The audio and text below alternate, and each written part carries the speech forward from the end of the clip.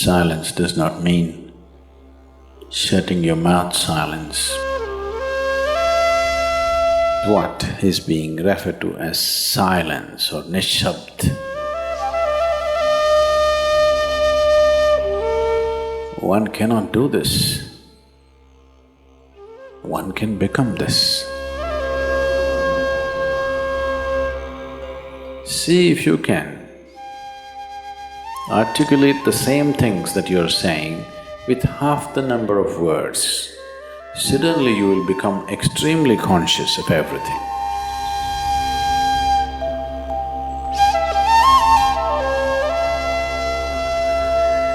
The wind makes its own sound, so does the water.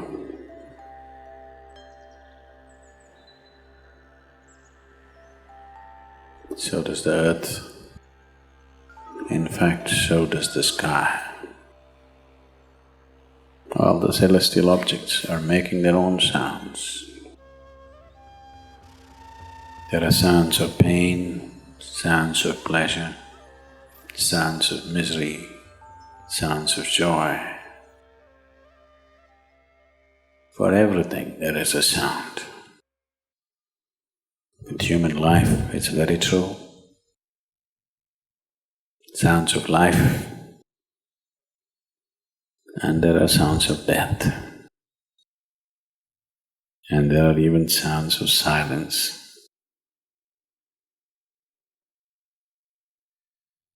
So this complex amalgamation of sounds, different kinds of sounds,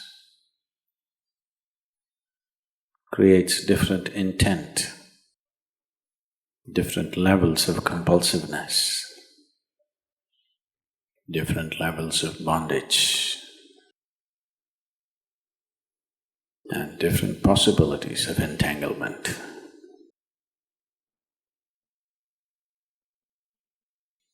In all this, why one chooses to become silent? Silence is not a way of denying yourself life. It is not even about denying yourself articulation. Silence is about moving from compulsiveness to consciousness. All sounds represent different forms and different dimensions of compulsiveness.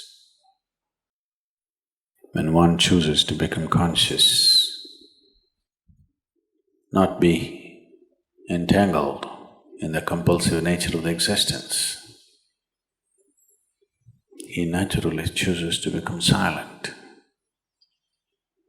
Silence does not mean shutting your mouth silence, plugging your ears silence. You can sing in silence. You can dance in silence. You can even speak in silence. You can even scream in silence. You don't try.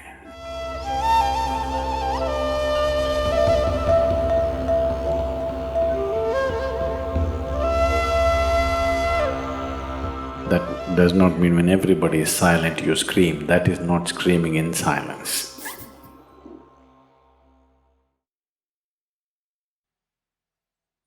Because sound is of the surface, silence is of the core.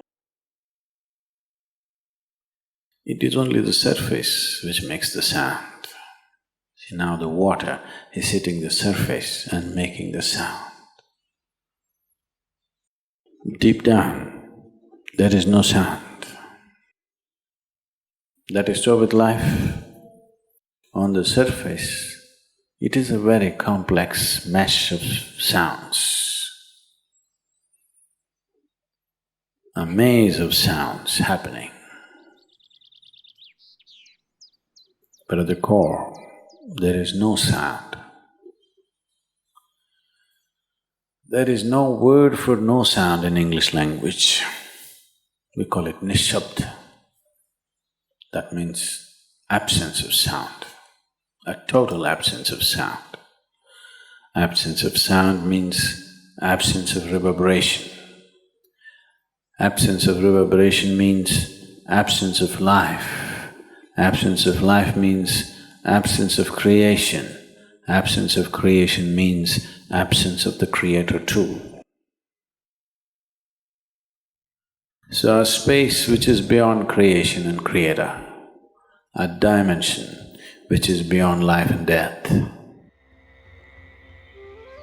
that is what is being referred to as silence or nishabd.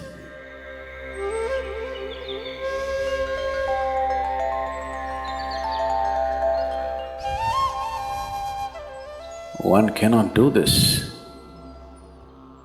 One can become this.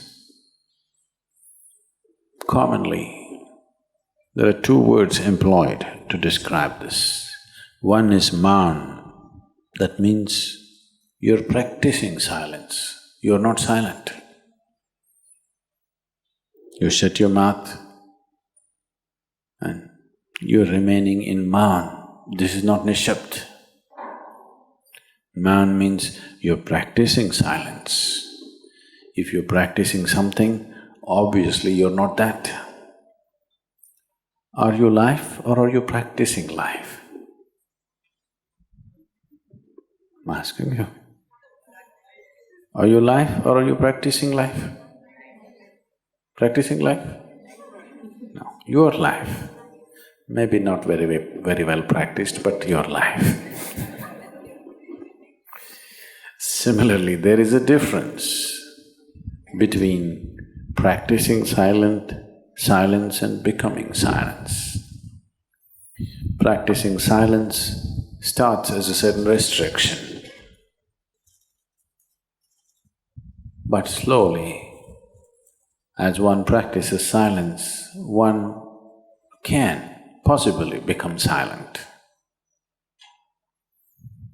One can become silent in intense activity, but nobody can keep up intense activity forever. Moments of intense activity are only moments, nobody can sustain it. You'll expend yourself.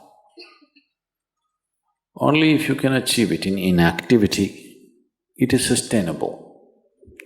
If something is possible only in intense activity, it is never sustainable. In a very intense and ecstatic moment of singing, somebody may become or taste a moment of silence. But how long can you keep it up? Your throat will tear and your neighbors may kill you. Possible. So this possibility of coming to silence or becoming silent also means to become still, to become utterly still. Stillness can be achieved in so many ways. If you watch a snake, he's still. If you watch a tiger which is on a hunt, absolutely still, charged but still. These are all different dimensions of stillness practiced for survival. If a snake moves too often, he'll get killed. If a tiger does not know how to be still, he'll never get his food. These are all acts of survival. A human being, for survival, he has to be active. Only when his vision falls upon something which is beyond survival, then he will think of stillness. Then he will understand as he observes himself, as he notices the complexity of one's compulsions. He understands the only way to solve it is to become still. to train this body, to train this mind, to become still.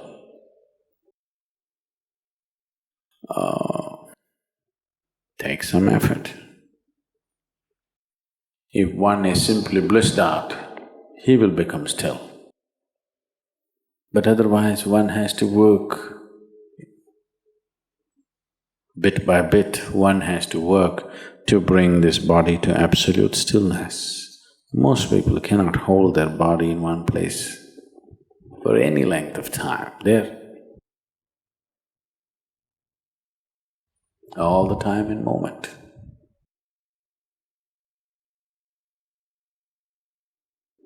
As it is said, a man is ill only because he does not know how to be still. Because in stillness, you're in touch with a dimension way beyond creation. Once one is in touch with that, there is no such thing as illness.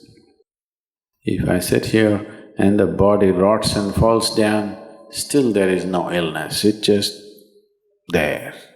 Because in fact, when one becomes utterly still, he may not be able to hold on to the body unless he learns the tricks, the mechanism of the body. So why should I become still? Will I lose my body? Anyway, you will lose your body. When the time to lose your body comes, if you want to lose it gracefully, then you must know at least a little bit of stillness. If you want to put your body down like you can put this piece of cloth down, with the same ease, with the same gracefulness, then you need to have some stillness in you. Otherwise, you and your body, you have to be torn apart, which is an ugly thing to do. When you're being torn away from your body, it is an ugly and painful thing to do, unless you can keep it down. There's no grace in life. So if one has to attain to that grace, at least a certain amount of stillness has to enter your life. For this to happen, a certain level of silence has to enter your life. If right now if it is not coming, at least practicing a little bit of maun. In an hour, if you're speaking 1573 words right now, how many more? How many words do you spit out in a minute? 1573, you're actually doing that many? I thought that's impossible. Okay, I believe you. So whatever number you're doing, see if you can articulate the same things that you're saying with half the number of words. Suddenly you will become extremely conscious of everything. Right now, our oral diarrhea is happening. If you're doing 1573, it's diarrhea, okay. Now, if you have to hold back half the words and still say the same things, now you have to be very conscious, otherwise you cannot say it. Just try this and see. Tomorrow, one day. In an hour, normally what number of words you utter, make it half. Don't curtail your activity, still say the same things. But with half the words, how wonderful the whole world will feel, you know.